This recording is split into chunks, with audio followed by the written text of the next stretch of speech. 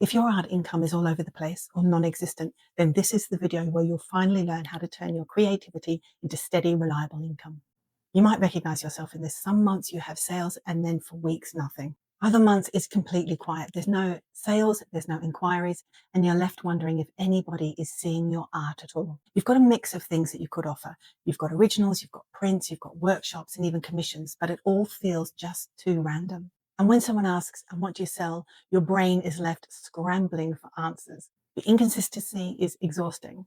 The silence can feel even worse. And it's so easy to turn this into a story that we keep telling ourselves. Maybe I'm not good enough. Maybe it's too late for me to do this work. And here's the truth I want you to hear very clearly. It is not your artwork. It's just that nobody has helped you find a clear and simple way to earn from it. Now imagine this. You can explain what your offer is in one or two clear sentences, and the buyer, the person you defined in step 2, immediately says, that's exactly what I've been looking for. You know your key prices and you're not apologizing for them because you know exactly what value that your work brings to your one specific buyer. You have a rough idea of the realistic amount you need to sell to reach your monthly targets. You're not guessing, you're choosing. That's exactly what we're going to start building in this video. We're going to define what an offer is in plain artistic language. Choose a simple, focused set of offers that fit your life and energy. Keep checking, would my step 2 buyer genuinely want this? Put some gentle structure around your pricing.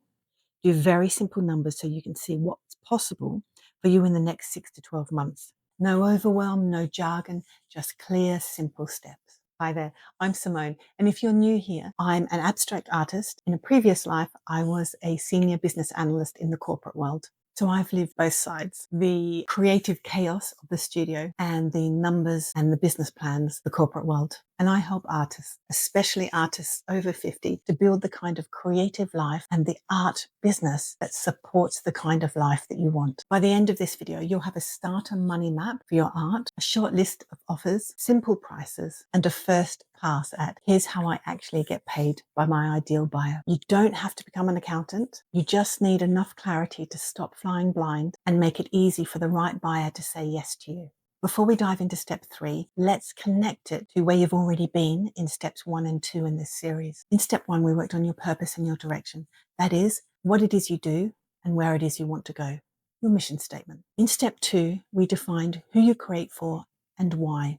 Your one specific buyer instead of I sell to everybody. So step 3 is where we bring those two together and ask ourselves, given who I am as an artist and who I create my work for, what exactly is it that I'm selling? And how does it pay me month after month for that buyer? This step is about creating offers that make sense for you, your energy, and your ideal buyer, and making sure they actually support your financial goals. So what is an offer? An offer is simply something that someone can buy for you with a clear price and a clear way to deliver it, designed for your buyer in step 2. This last step is crucial because if your identified buyer doesn't want it, then it's not an offer, it's just an idea. When your offers line up with your buyer's desires, income becomes less random and more intentional. It doesn't mean you have to make only what sells. What I'm saying is you have to identify the correct buyer for what it is that you make. And that's what we did in step 2. So now we're going to do an exercise. We're going to do a brain dump of your existing or possible offers. Grab your notebook and your notepad, and I want you to write 2 quick lists. The first one, things I currently sell, and the second one, things I could imagine selling in the next 6 to 12 months that my ideal buyer actually want.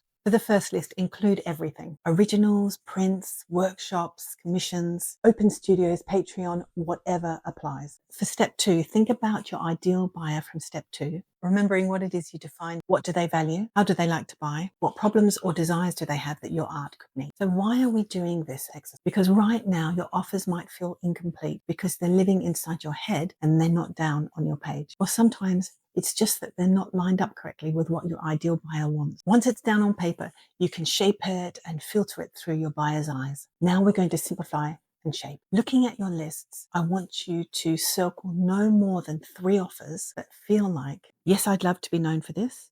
I can realistically deliver this with my current energy and life.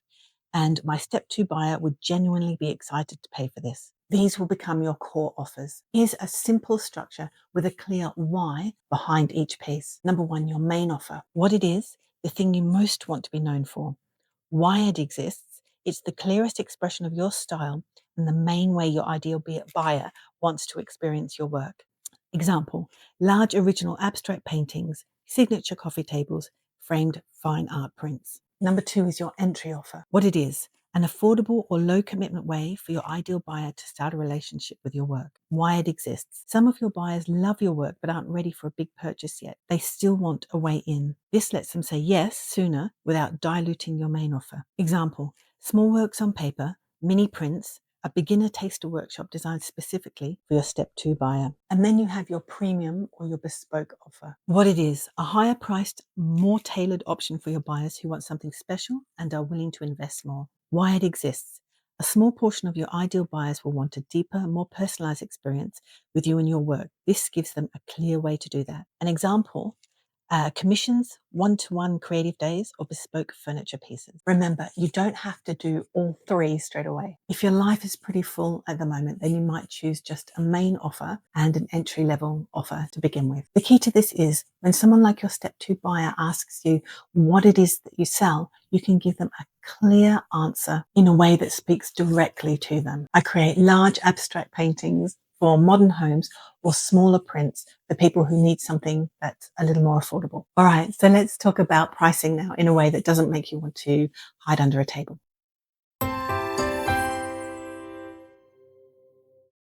The first thing is you do not need perfect pricing today. You need good enough, okay for now pricing that you can refine over time. For each of your core offers, ask yourself, what am I currently charging, if anything?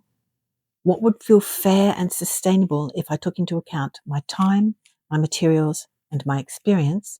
And what value does this bring into my step 2 buyer's life? Think about your ideal buyer specifically. What do they already spend money on? What do they value most? Uniqueness, quality, learning, story, longevity? How important is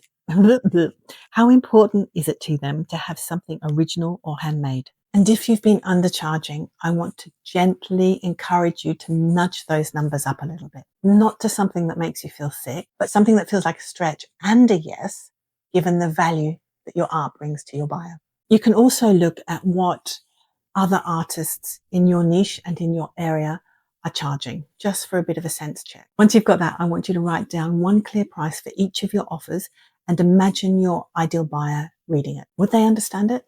And would it feel believable and aligned with how they see you? Now we're going to link your offers and your income in the simplest way possible. In your notebook, create a simple table with 4 columns. Offer, price, how many of these could I realistically sell per month for my step 2 buyer, and monthly total. Let's do a gentle example. Imagine our acrylic painter's ideal buyer is a woman in her 50s updating her home and wanting one bold modern piece plus a few small accents. The painter's core offer might be large abstract canvas, £600, that's the main offer, and then the entry offer, smaller studies of £120. If the acrylic painter's first goal is an extra £1,000 a month from their art, they might write large canvas, £600, one per month, 600. Small studies, £120, 4 per month, £480. That's £1,080. So the question is always, does this match what my ideal buyer wants and buys? Is there enough demand from your step 2 buyers for one large painting a month? Could the same buyer group realistically buy 4 smaller studies a month? Or would that need a broader target audience? Why is that last question important? Because your nervous system relaxes when there's a visible path, and your marketing becomes clearer when you know exactly what you're trying to sell and to whom. You're not just hoping to sell more art. You're saying, this month I am going to sell 1 large piece and 4 smaller studies to my ideal buyer we identified in step 2. This may seem like a tiny shift, but it's actually huge. It's moving from wishful thinking to a simple target revenue tied to a defined audience. So do this for your core offers. Write the price, decide on a realistic number you could sell in a month, given your energy, your health, your family, and your other commitments. Is this realistic for my step 2 buyer and also for the size of my audience right now? Multiply it out and see how it adds up. You might find that you're closer to your income goal than you thought, or you've set a target that would require a 900-hour working week, or for a buyer that doesn't exist yet. So we just adjust it to something that's kinder and more realistic. Either way, you've got real information now. So let's check. Does this fit your real buyer and your real life right now. This is especially important for us artists over 50. We don't want a plan that only works if we burn out, and we don't want a plan that only works for a buyer that we have not identified in step 2. So let's ask ourselves honestly, could I physically and emotionally make this amount of work each month? Do I have the space, tools, and time? Does my step 2 buyer exist in large enough numbers in the places I can reach them right now? What happens if my health dips or my family needs me more one month? If this feels too tight, then adjust. Reduce the number of pieces you're expected to make. Gently increase the price where it makes sense for your buyer, or accept that this plan will supplement your income rather than replace it for now. This isn't about doing it like a 25-year-old YouTube guru. This is about creating a sustainable, age-appropriate art business that respects your body, your history, and your responsibilities, and your ideal buyer in the real world. So how do we build confidence around our offers? Money and pricing are emotive topics, especially if you've had a lifetime of being told to be grateful for any exposure that you've got, or to keep your art as a hobby. So if this does feel wobbly, that's normal. And here's a few things that can help you with that. Say your offers out loud to your buyer.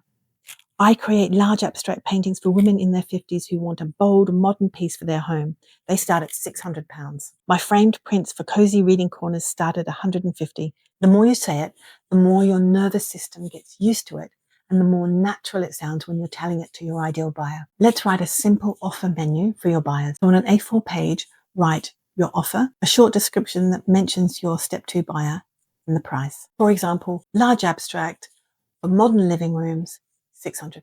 So when someone asks, you're not scrambling for your answer. Your offer is there on that A4 page. And remember, this is offer 1.0. You're allowed to learn and refine and adjust. As you get to know your buyer more deeply, your offer will evolve. The only way to get a confident offer 3.0 is to start at a maybe slightly wobbly version 1.0. And remember, you're not doing this alone. We've already taken steps 1 and 2, and now we're taking step 3 together. If you'd like some help with this, then download my guide to artistic success with a template, and the link to that is in the description below. Now that we've clarified our purpose and direction in step 1, defined who we create for and why in step 2, and mapped out what you offer and how you can earn here in step 3, you're ready for the next big question. How do I actually get these offers in front of the right people? That is the step 2 buyers I've already defined. That's what we'll dive into in step 4. How will I be seen and heard? Your simple, sustainable marketing plan for artists over 50. We'll talk about where your ideal buyer actually hangs out, which platforms to focus on so you're not spreading yourself too thin, how to talk about your offers in a way that feels human and genuine and not salesy, and speaks directly to the buyer that you've already defined. Sure, you've watched steps 1 and 2. The links for those are in the description below, because they're the foundation upon which everything we've done today and we will do in the future is built. And in the comments, tell me, my main offer for my step 2 buyer is, and this is how much I want to earn from it per month. Even if it feels scary, write it. This tiny act of clarity is the beginning of a different relationship between your art and your income. You're not behind. You're building your plan, one buyer-aligned, colourful step at a time. Elena, my lipstick today is Velvet Fawn by Lisa Sidridge. There's nose. Big truck going past. This video.